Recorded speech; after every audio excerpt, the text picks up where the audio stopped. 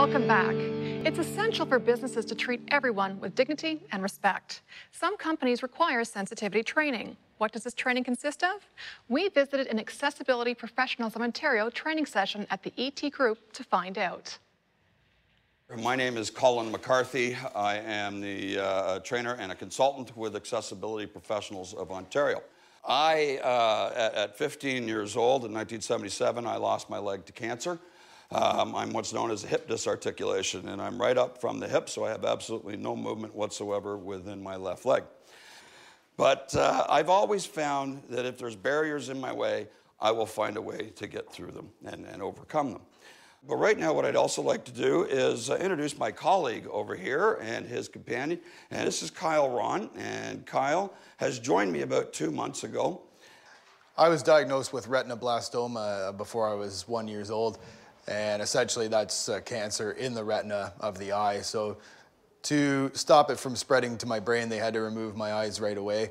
Essentially, I've been blind since pretty much birth. I don't remember ever having vision. I've never relied on it. So it's how I've grown up, and I've always been used to encountering barriers and knocking them down. It's never stopped me from participating in anything when I was a child or in adulthood either. So.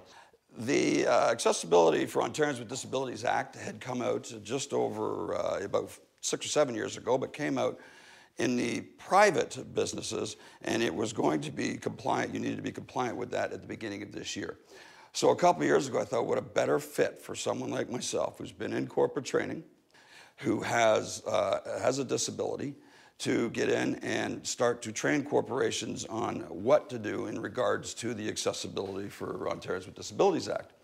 Colin actually approached me after he read a piece that I wrote in a local magazine regarding website accessibility of a website, and he contacted me and said that things were getting very busy for him and he could use a hand, and I was more than happy once I found out what he was all about, once I got a snapshot of what his attitude was like, and really the whole thing we touched on earlier about making businesses realize that they can be a lot more attractive to people with disabilities, and that it's about making it better for people with disabilities and making it better for businesses that serve those people. Once I found that out, I was 100% on board. So I knew that if I took the approach to this, that I can show businesses how to use this legislation, how to be able to develop it, develop their policies, practices, and procedures, and show them how there is a marketplace for them that they can attract and use this legislation to their advantage to enhance their businesses, then obviously that's a good thing for any business. In the end, it's helping me. It's helping me and the fellow members of the disabled community like myself. And so just going on your website, the one thing that I would say, and it's something to be considered for any website that you build, the most important thing that you can do is label properly. My name is Jim Grackmans, and I'm one of 3 owners of the ET Group.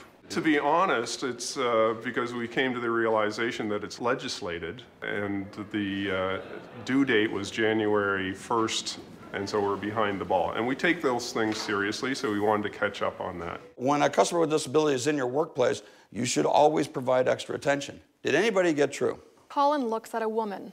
Andy, that is not correct. I want you to put these on. He holds up goggles. You're going to start out here outside of the sliding glass door, and you're going to walk and just use the canes to go to the washrooms over here. While wearing the eye shade, Andy tries to put toothpaste on a toothbrush. They do it? Close. It's on the side of the toothbrush. Others try using wheelchairs.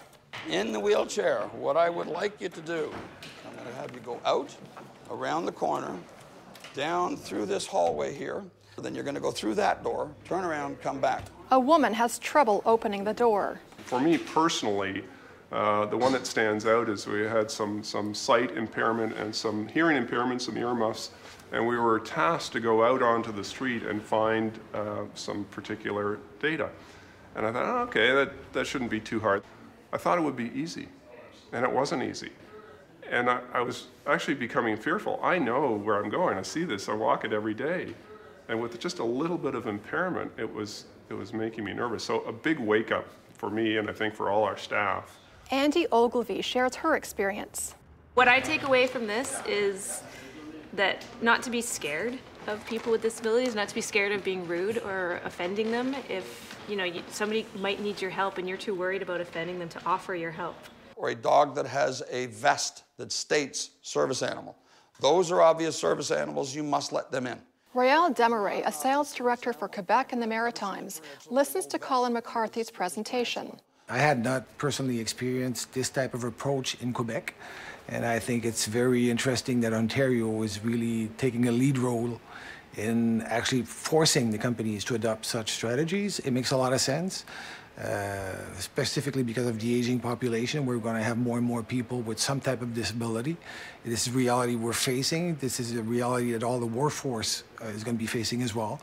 So we have to treat it both, I believe, in a growth management and also for the respect of the individuals that we're going to be hiring. So I think it's a win-win situation, actually. I thought it made a lot of sense. When businesses say, it's just another piece of legislation, I don't have people with disabilities coming into my business, so why do I have to do this? Well, they should be asking themselves, why don't they have people with disabilities coming into their business?